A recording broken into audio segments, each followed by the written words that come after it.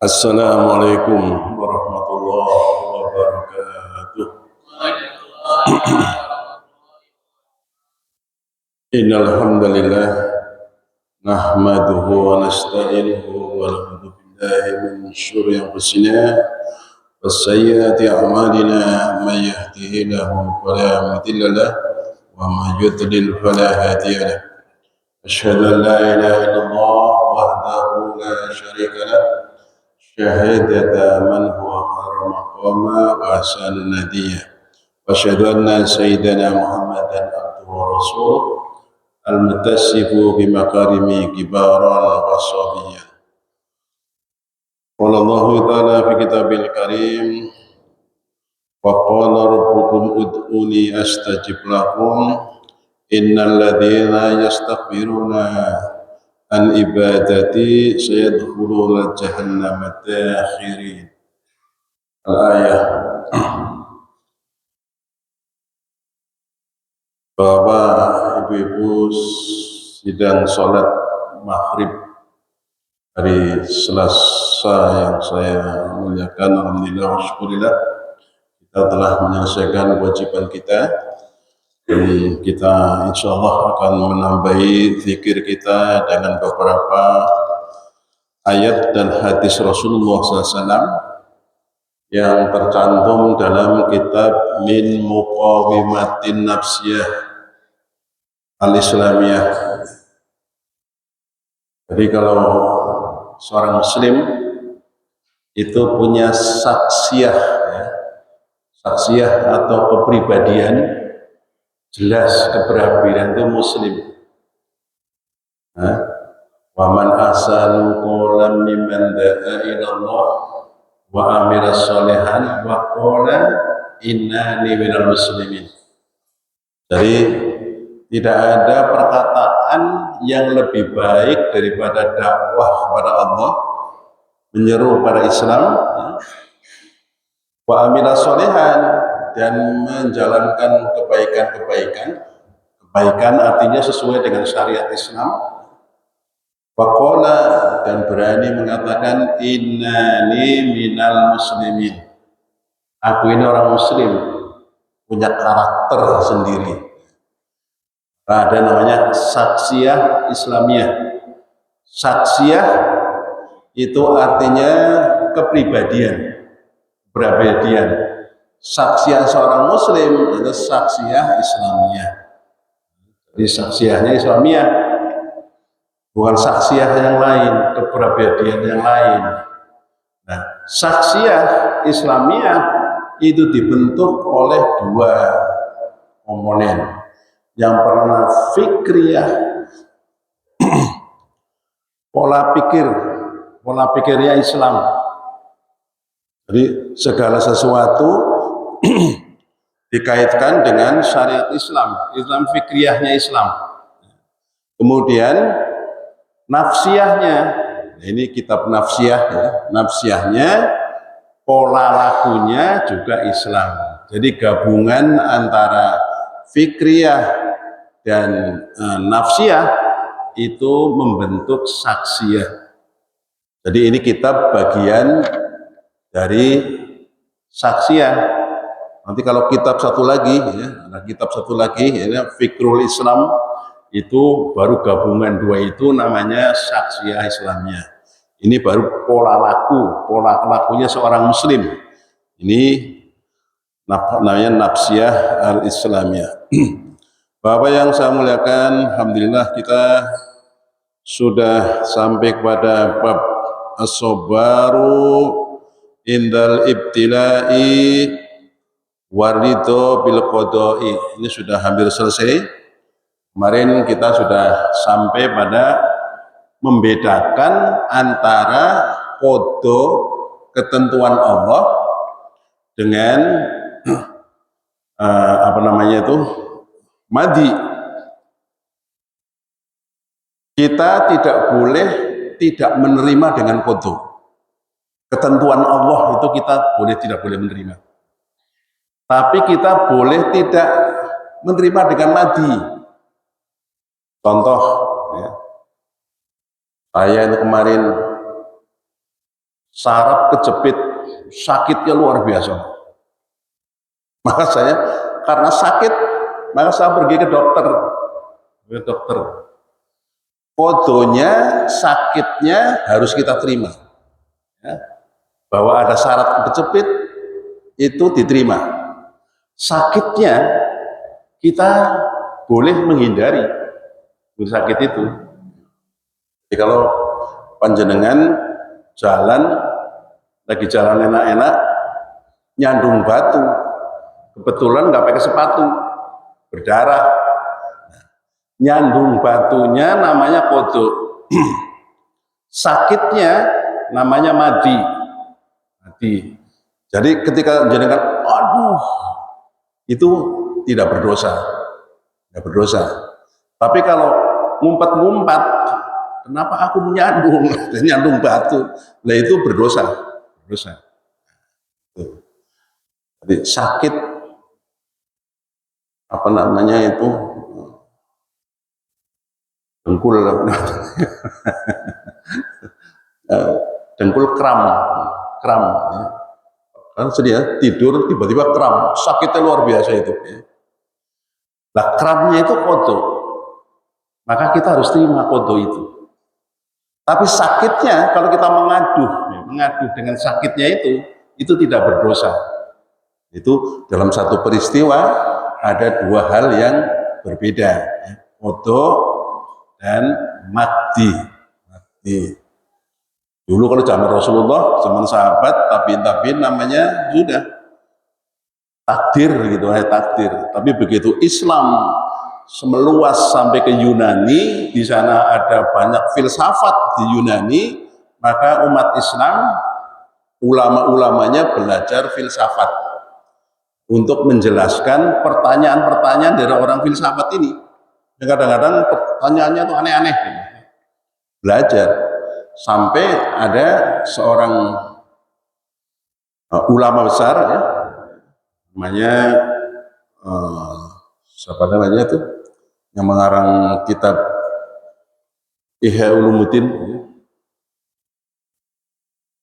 Imam Al-Ghazali. Itu belajar filsafat, dipelajari filsafat. Gunanya itu menjawab pertanyaan-pertanyaan dari orang filsafat. Tapi di akhir, setelah dia itu paham tentang filsafat, bahwa dia juga dijuluki oleh orang sebagai ahli filsafat Islam, di akhir hidupnya, di akhir hayatnya itu beliau menulis satu kitab yang berjudul Tahafut Al-Falasifah, kekacauan di dalam ilmu filsafat. Kadang-kadang aneh Pak, orang filsafat. Pertanyaannya begini, Allah itu kan maha menciptakan, benar nggak Pak? Ya betul, maha menciptakan. Allah maha kuat, iya. Bisa nggak Allah itu bikin batu yang berat sekali sampai Allah itu nggak kuat ngangkat? Ini kan pertanyaan yang kentir, ya. Nah, itu filsafat itu seperti itu, Pak. Di antaranya, jadi kontradiksi, ya, dibikin seperti itu. Nah, di dalam Islam ada namanya itu jawaban-jawaban untuk mereka. Makanya ya kalau mau tahu ini pelajari Ihya Ulumuddin, ya, itu akan didapat di sana. Jadi dulu itu hanya takdir gitu aja. Tapi begitu sampai ke Yunani, mulai diuraikan takdir itu ada kodo, ada kodar. Kodo itu ketentuan Allah. Jadi kalau saya orang Jawa itu kodo. Kok saya nggak latih Arab sana? Kok saya bukan anaknya Donald Trump? Itu kodo. Kenapa saya rambutnya lurus? Itu kode, ketentuan. Kenapa saya orang Jawa? itu ketentuan. Kodok, takdir. Itu harus diterima. Nah kalau qadar itu apa? Qadar itu khasiat benda terhadap benda yang lainnya. Jadi kalau misalnya khasiatnya pisau itu ya ngiris daging. Daging itu akan teriris dengan pisau. Yang namanya kayu terbakar oleh api. Daging terbakar oleh api. Itu qadar. Kalau di luar qadar namanya mukjizat. Di luar qadar namanya mukjizat. Jadi misalnya boleh.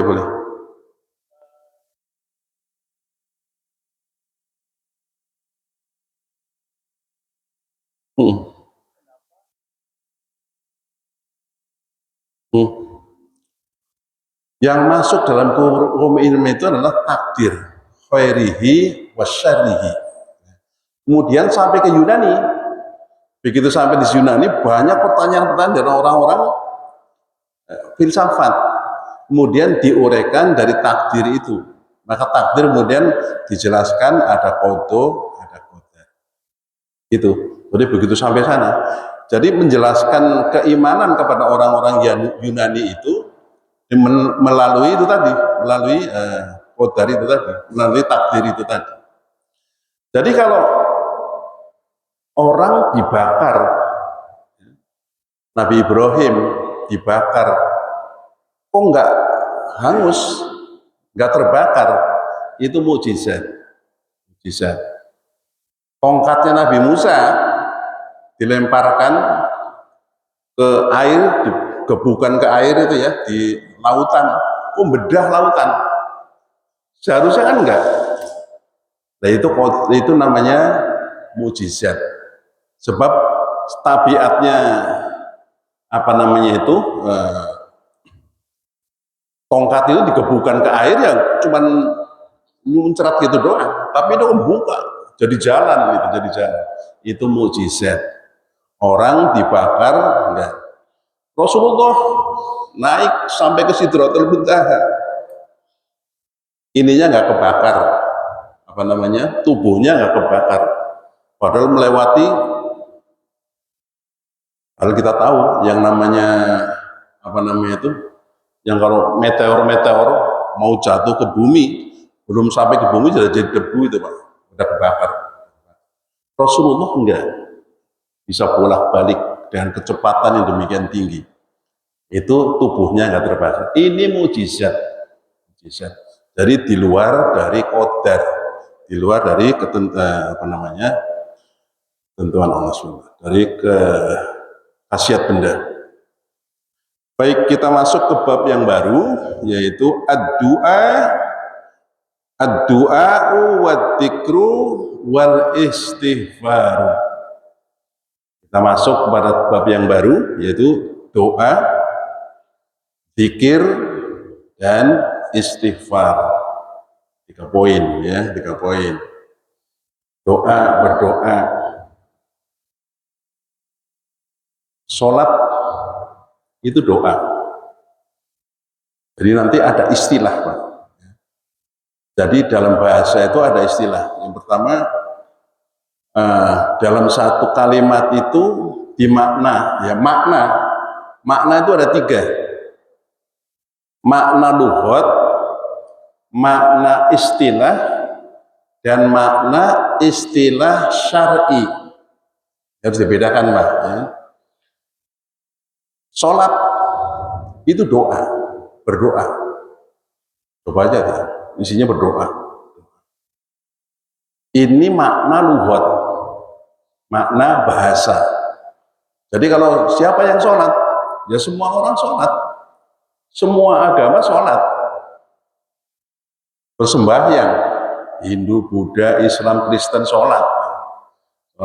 Ini kalau maknanya makna lughat, makna bahasa. Tapi kalau maknanya kemudian ada yang kedua, namanya makna istilah. Istilah itu bacaannya sama, tulisannya sama, tapi maknanya lain. Contoh, ketoprak. Tulisannya sama, ketoprak. Kalau di Jogja sana, Solo, ketoprak itu tontonan. Ya, itu tontonan. Tapi kalau di Jakarta sini, di Betawi, ketoprak itu makanan. Itu banyak itu di taman jajan. Taman jajan ketoprak. Gedang. Gedang itu kalau di orang Jawa pisang. Tulisannya sama, gedang. Tapi orang sini, orang Serpong, itu bukan pisang, pepaya. Tulisannya sama. Ini istilah. Nah, yang ketiga ada makna syar'i. Nah, syar'i, istilah syar'i, yaitu makna yang hanya di dalam makna syar'i, seperti sholat. Tadi kalau luhut semuanya sholat, semua agama sholat. Tapi kalau makna syar'i adalah apa? Sholat itu adalah suatu kegiatan, suatu aktivitas yang diawali dengan takbiratul ihram dan dengan urutan-urutannya diakhiri dengan salam. Nah, kalau kayak gini, makna syar'i, mana yang sholat itu bukan semua agama sholat, tapi hanya umat Islam yang sholat. Itu makna itu ada 3 itu tadi. Ya. Doa, doa, wa dzikru wal istighfar. Doa adalah memohon kepada Allah Subhanahu yang Maha Kuasa. Az-zikru artinya mengingat. Mengingat, zikir itu artinya mengingat. Jadi kalau dulu saya pernah dikasih tahu sama temen ya, di Batan, Pak, saya tuh kalau sudah zikir, kalau sudah fly, itu sudah nikmat sekali kan. Terus saya bilang, lo kalau zikir ya nggak fly Pak. Zikir itu ingat, ya. Bukan fly, bukan tidak ingat itu. Sampai nggak ingat itu bukan zikir. Ya, zikir. Wal istighfar, dan minta ampunan kepada Allah. Al-ula, yang pertama, al-awal. Ad-du'a'u ibadatun. Doa itu ibadah. Jadi ibadah, doa itu ibadah. Dan dilakukan kapan saja. Kalau panjenengan lagi jalan, ada hadas, belum wudu, tapi jalan, ya Allah, mudah-mudahan anakku selamat dalam perjalanan, itu doa.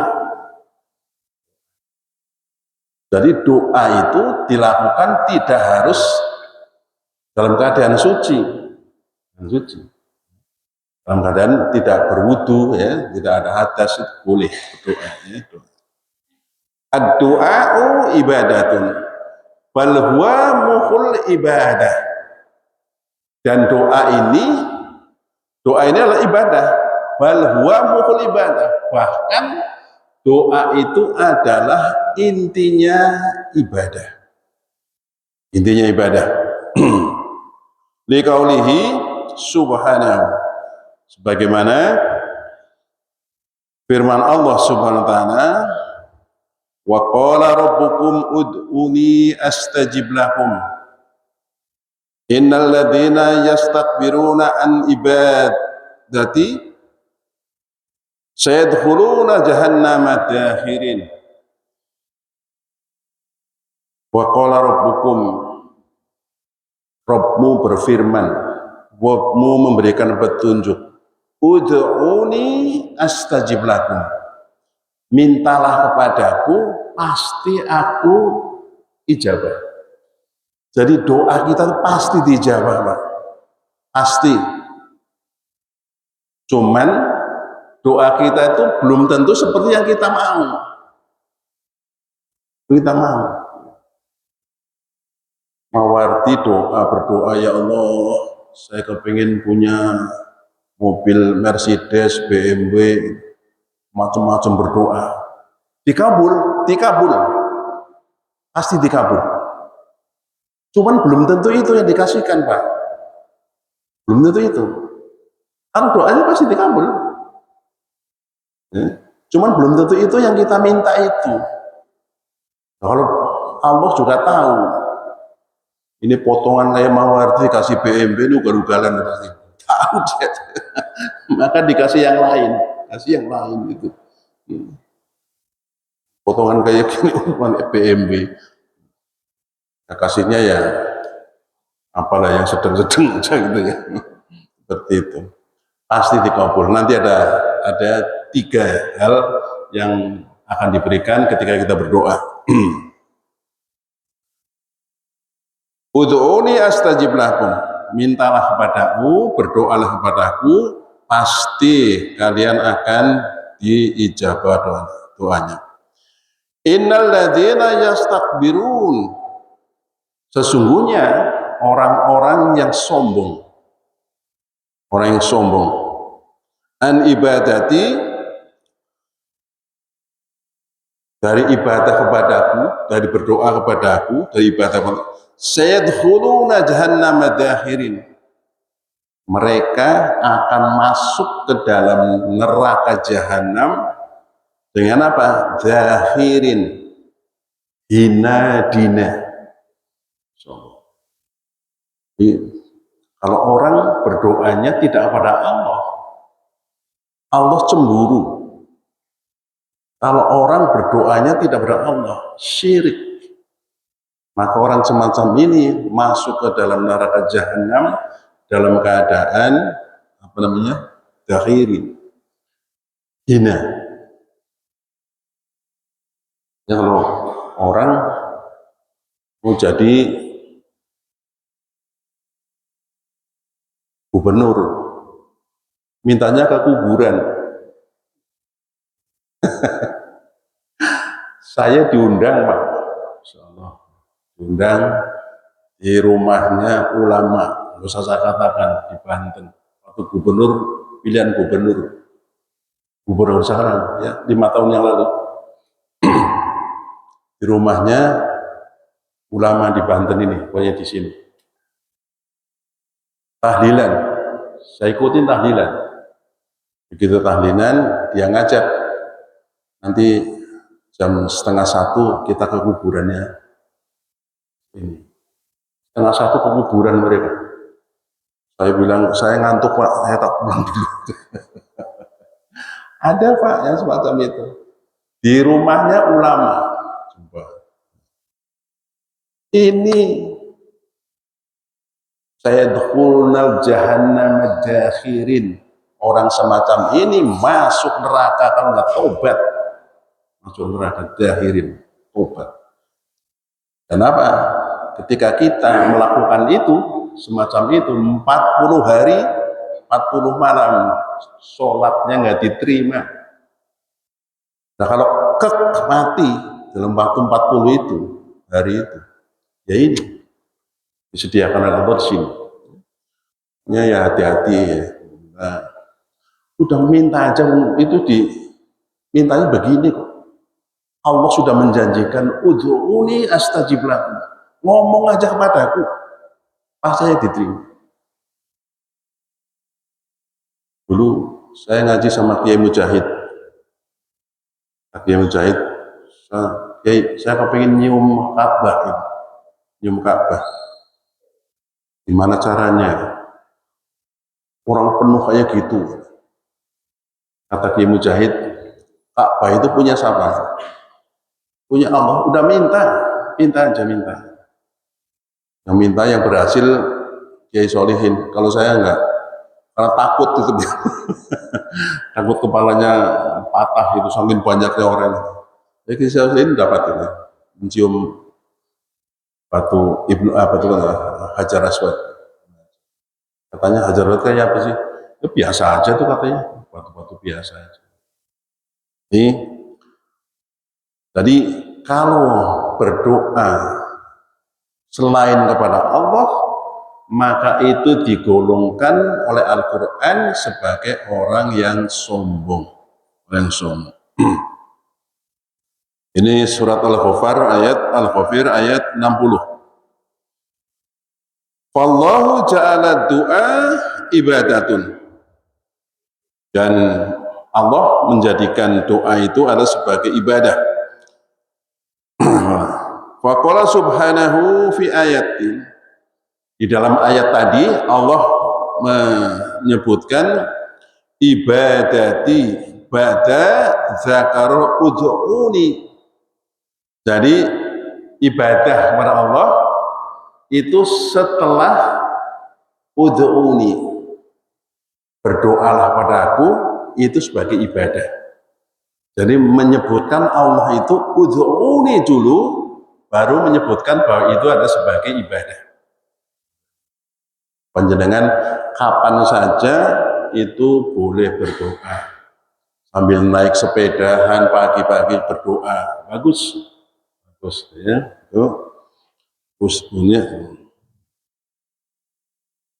Wahada ala nahwa qawlihi, dan ini sesuai dengan sabda Rasulullah SAW, ad-du'a'u muhul ibadah, bahwa doa itu adalah inti sarinya ibadah. Minta aja, minta, ngomong aja kepada Allah. Semuanya yang memiliki itu Allah Subhanahu wa taala. Akhrajahu Tirmidzi min tariqi Nu'man bin Bashir qala hasan sahih. Jadi hadis ini sudah hasan sahih, baik dan benar.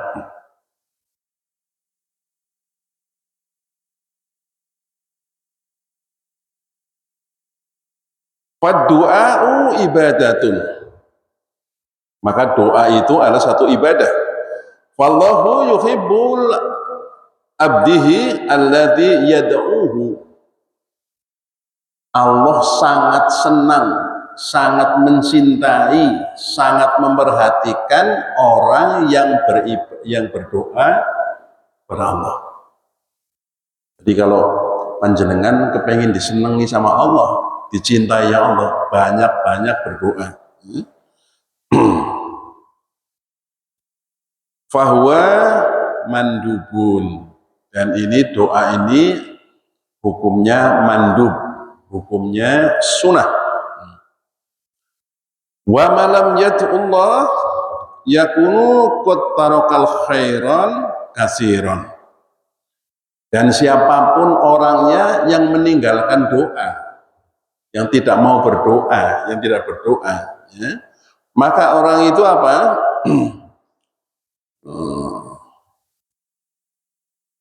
Yaitu Allah yakunu qad taraka khairan kasiran, maka dia telah meninggalkan banyak kebaikan-kebaikan. Hanya kalau habis sholat sempatkan doa sebentar, ya apa saja. Assalamualaikum warahmatullahi wabarakatuh, assalamualaikum warahmatullahi wabarakatuh, berdoa sedikit sebentar. Diajarin assalamualaikum alhamdulillahilladzi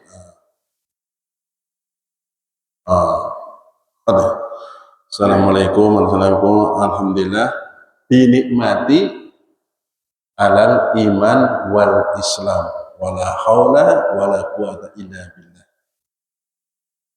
Alhamdulillah, binikmati alal iman wal islam, ya Allah, memujimu yang telah menurunkan kepadaku keimanan dan keislaman. La haula wa la quwata illa billah. Sebutkan, tidak ada kekuatan yang datang pada kita kecuali dari Allah Subhanahu wa taala. Kekuatan illa billah. Itu kita sholat, baru kita zikir, tambahin. Setelah zikir, kalau masih ada waktu, kecuali buru-buru ada masalah yang harus diselesaikan, masalah maka boleh kita itu. Tapi sempatkan walaupun sedikit itu berdoa. Doa itu hanya untuk kita saja, jangan untuk kita doang, itu jangan untuk kita doang, tapi untuk keluarga kita, teman-teman kita, bahkan saudara-saudara kita yang dulu berkumpul di sini bareng-bareng, itu mengharapkan doa kita.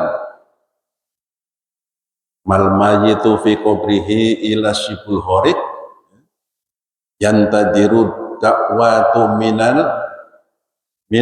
abin au umin au waladin au sodikin sikotin. Orang yang dulu bareng-bareng di sini ini banyak ya, jadi bareng-bareng. Nah, setelah meninggal dunia sana itu malmet fil qabri illa sibul horik, mereka itu seperti orang yang mau tenggelam, menantikan, menunggu-nunggu doa dari bapaknya, dari ibunya, dari anak-anaknya, bahkan dari teman-temannya yang dulu itu dia itu senang, percaya, sidikun sikotin. Doa ya. Mereka yang sekarang di kuburan itu nungguin doanya Pak Saleh, doanya Agus, dan dulu ditungguin sana. Orang itu ahli ibadah. Kalau doa itu datang, maka keamsal jiwa, maka bergunung-gunung. Jadi mereka itu kemudian tertolong dengan itu, senangnya luar biasa. Doa mudah, cuman ngomong doang, omdo ya Allah, itu akan diijabah oleh Allah Subhanahu wa Ta'ala. Jadi kalau orang meninggalkan doa, ya, maka orang itu telah meninggalkan kebaikan yang banyak. Fa'ingkana adamu doa'u Allah Subhanahu wa Ta'ala istakbaru kana sahibuha minat jahli min qala Rasulullah SAW sayadkhuluna jahannam dakhirin, mereka itu akan masuk ke dalam neraka dengan hina dina. Siapa mereka yang masuk hina dina? Adalah sohirin muhanin, mereka akan hina, akan kerdil, dan akan muhanin, dihinakan. Orang mau masuk surga itu terhina sekali, Pak. Terhina sekali.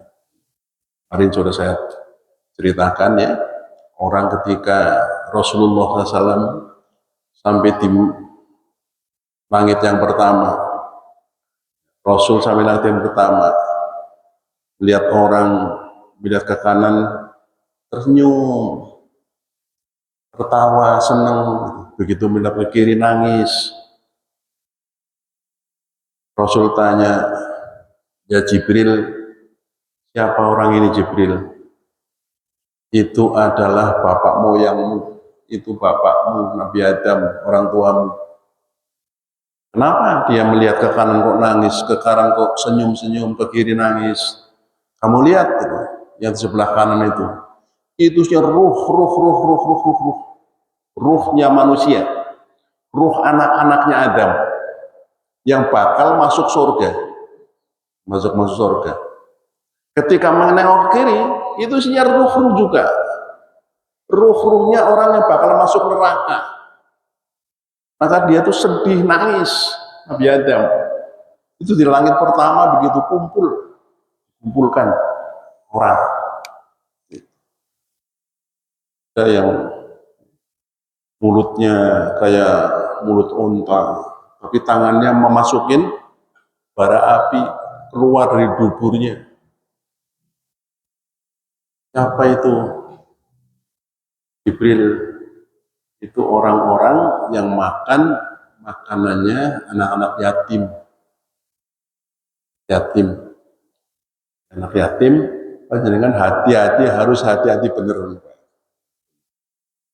Nah ini nafsiyah, pola laku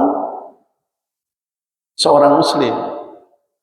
Jadi kalau ada makanan itu makanan anak yatim, jangan dimakan. Itu perlu dibantu anak yatim itu. Jangan dimakan. Nanti di sini disebutkan dalam satu hadis bagaimana orang itu berdoa, ya Allah, tangannya mengangkat tangan, ya Allah, ya Allah. Sementara yang dimakan makanan haram, yang diminum minuman haram. Dia capek, berjalan jauh, berdebu, mukanya berdebu, tapi mengangkat itu. Sementara perutnya penuh dengan yang haram. Gimana mau diterima doanya? Itu Rasulullah SAW. Jauh-jauh umroh, bolak-balik umroh. Tapi yang dimakan makannya haram, yang dibawa yang haram. Doanya di sana nangis-nangis. Kata Rasulullah, bagaimana ata yastajibu lidzalik, yang semacam ini bagaimana Allah akan menerimanya? Hanya doa ini, ya Allah itu hanya menerima sesuatu yang bersih. Yang kedua, innallaha subhanahu bayana lana an tad'uhu wa nahnu mustajibuna lahu subhanahu wa ta'ala tal naltazimu syar'ihi wa nabdi bi rasulih. Kalau kita itu berdoa pada Allah subhanahu wa ta'ala, maka apa-apa yang Allah itu berikan kepada kita, terima, laksanakan, dilakukan, diterima. Kalau kita berdoa, tapi petunjuk dari Allah itu nggak diterima, nggak dilaksanakan, maka doanya itu ya Allah mempertimbangkan yang semacam ini, ya. Jadi begini. Fal yastajibu li wal yu'minu bi la'anakum yarsyudun. Apa? Terimalah, laksanakanlah, ya. Fastajibu li, apa yang dari aku, ya. Wal yu'minu bi, dan imani yang akan datang dariku, la'alakum yarsyudun, agar kamu mendapatkan petunjuk dari doanya. Berdoa tapi Allah disepelekan. Allah punya petunjuk disepelekan, tapi berdoanya pada Allah. Ya. Sama dengan begini, punya anak, Pak, aku minta duit, Pak. Berapa? 100.000. 100.000. Ya usah saya kasih. Tapi jangan beli Homer, ya. Jangan beli itu. Udah kasih dulu lah itu. Kasih. Begitu kasih, main Homer, main judi. Maka itu yang dikasihkan itu menjadikan dia menyalahi apa yang diperintahkan. Jadi di sini dikatakan fal yastajibu li wal yu'minu bi la'allahum yarsyudun. Ini sering dibaca kalau di dalam bulan puasa, ya, bulan puasa. Jadi apa yang diperintahkan Allah itu diterima, dilaksanakan, ya, dan diimani. La'allakum yarsyudun, agar kalian itu menjadi orang yang mendapatkan petunjuk. Kama qala Rasulullah sallam, summa dzakara rajulun yutilu safari as'asa akhbaru yamudu yaidihi ila sama. Sebagaimana Rasulullah bersabda, ada orang yang perjalanannya jauh sekali dari sini ke Mekah, jauh sekali, ya. Badannya capek, berdebu, tangannya mengangkat ke atas, minta pada Allah, ya Rob, ya Rob, ya Rob, ya Rob, ya Rob, ya Rob. Wa ta'amuhu haramun, makanan yang di dalam perutnya haram. Wa syarabuhu haramun, dan minumnya haram. Wa hudiya bil harami, penuh dengan keharaman, ya, haraman. Fa'ata yastajibu lidzalik, bagaimana orang semacam ini doanya akan diterima. Ini peringatan dari Rasulullah SAW. Jadi kalau mau berdoa yang bersih, jangan sampai kita itu memakan barang-barang yang haram, masuk barang yang haram, doanya tidak diterima oleh Allah Subhanahu. Barakallahu li wa lakum. Assalamualaikum warahmatullahi wabarakatuh.